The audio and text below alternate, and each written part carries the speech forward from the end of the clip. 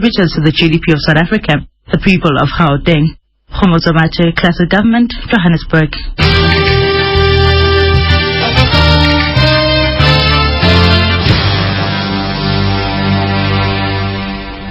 Welcome back to Classic Government, brought to you by Telkom. I'm Benedicta Dube. We are talking about the e-tolling system that's likely to come into effect in Gauteng next February unless COSATU, the Democratic Alliance, and affected industry players have their way. We did invite Sanral to speak to us this week, but they've said they have no one to speak to us on this subject. But Sanral is an agency of the Department of Transport, and George Mahlalela, the Director General of the Department of Transport, is on the line with us.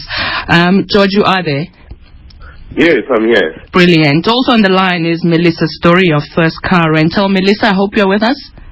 I am, Benedicta. And in the studio with us is Louw. He's the Executive Director of Free Market Foundation. Mr. Mahlalela, let me start with you. There's so much confusion around whether this e-tolling in Gauteng will go live in February this year with all these dissenting voices. Bring us up to speed. What's the real status? Well, there is a cabinet resolution which said that we need to proceed, and we presented to cabinet, and then cabinet adopted the revised tariff structure for the tolls, and subsequent to that, Sanral has been working on the operational details. To make sure that we proceed with this. How did we get the first phase of how did we get to the stage where everybody is now suddenly saying we were not consulted and enough talking, and industry is saying we can't go ahead with this, we don't support it? Look, the issue here is that people have a problem with the urban tolling system. That's basically the issue, because I don't think we will get to the real issues if we continue talking about whether consultation will take place or not.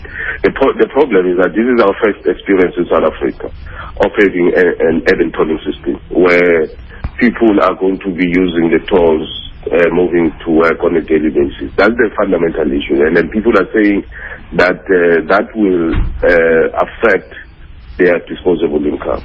That's the basic issue. I'm not sure if we're talking disposable income, but I'll come to that. There must have been a reason why the minister decided to halt the project nationally.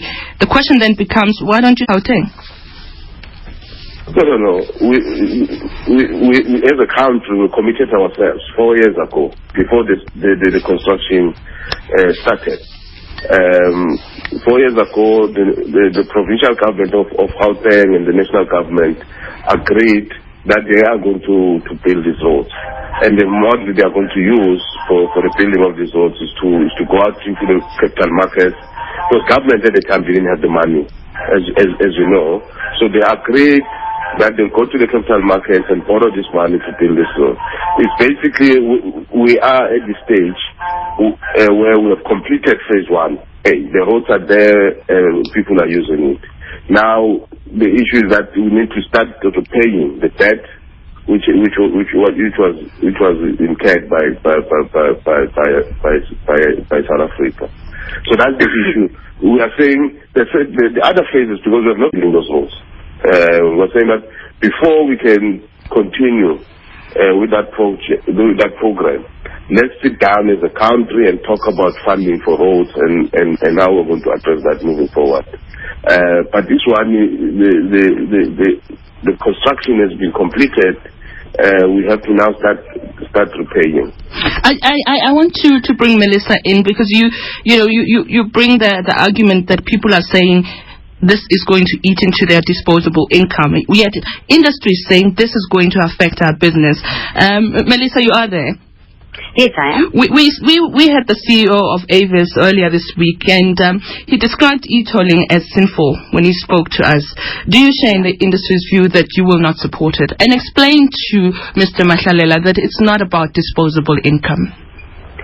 No, you know what? It's actually a lot bigger than that. You know, if just for the public out there, car rental is critical business. So whether it be moving vehicles ourselves between branches or depot to airport, or our clients driving our vehicles, ultimately our assets can't escape the gantries. We have constant movement of up to 3,000 of our vehicles in season in Gauteng alone.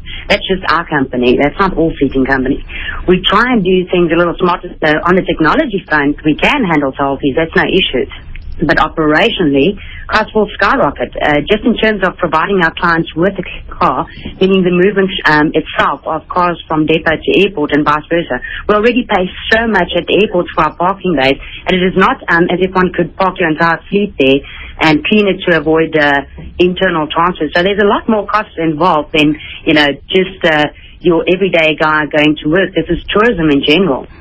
So it's without the ability, of a proper transportation system, an alternative. How far and wide were you consulted? Well, you know what, to be honest with you, we were consulted, but, at a very, very late stage in the process. And in my opinion, mostly to assist them with the technical and billing capabilities of our industry. So not so much on the legislation side of things, but rather on how they can accrue the money. Mr. Mahlalela, I want to bring you back in. We are told that the now defunct Gauteng Transport Management Authority was warned 4 years ago not to implement the Gauteng Freeway Improvement Scheme without public transport first being improved. It was a report commissioned by the GTMA, written by experts, paid for by the GTMA. Why was it ignored? No, I can't answer for Gauteng.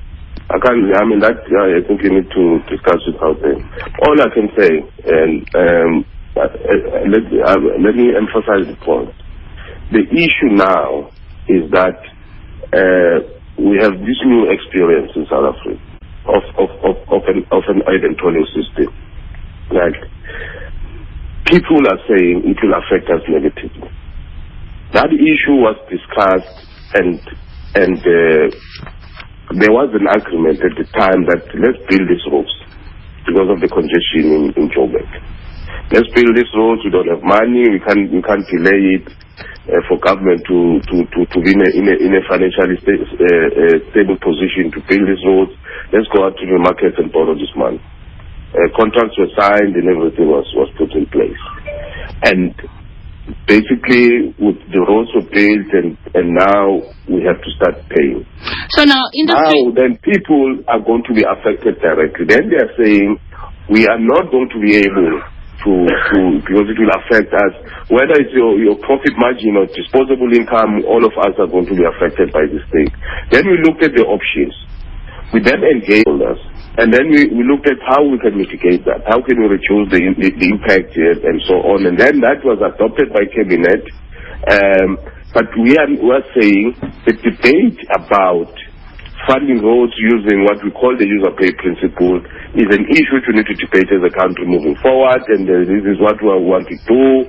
And ultimately, all of us to agree how we're going to fund roads in the future, and that's what is going to happen. Let me sum up what I understand you to be saying, and correct me if I'm wrong. Yeah. You take a decision at a policy level that South African roads need to be improved. I think there is agreement that everybody says yes, we need to improve the road, but you don't consult. Then you go out to the market and you ask for money. There was consultation at the time. We're talking of 4 or 5 years ago. Kosatu says you haven't consulted. The various stakeholders were consulted. Kosatu says that is required. I mean, we have issued statements in the past 12 months to demonstrate that consultation did take place.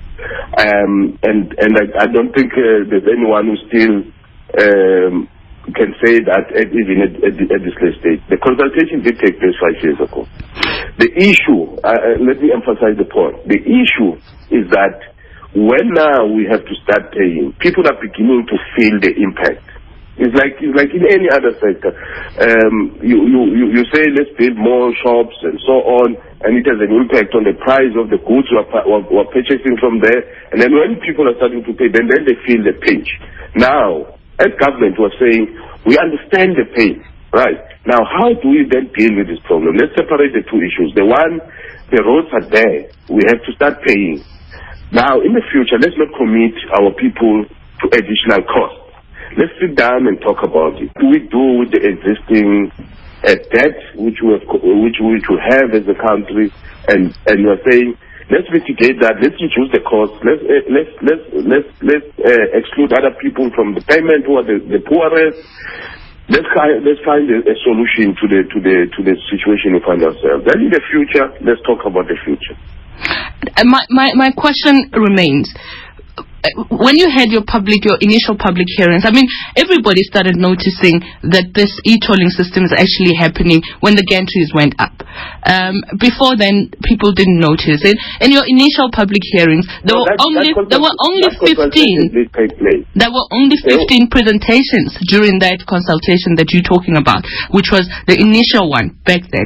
And the argument has always been, we were not consulted enough. There was not enough talking about it. Then you go to market, you go and look for money, and then you come back and you say, oops, we need to... No. Let's go to the taxpayer. It's not that simple. But I don't know where that debate about consultation will lead us to. Because as I'm saying, what's the fundamental issue here? The fundamental issue here is that people are saying, this thing is going to affect us. I want to bring Louw. He's got some very brilliant ideas in terms of how we could have perhaps come up with a better solution. But he'll share that with us shortly after this break. We'll be back. You are listening to Classic Government, brought to you by Telkom.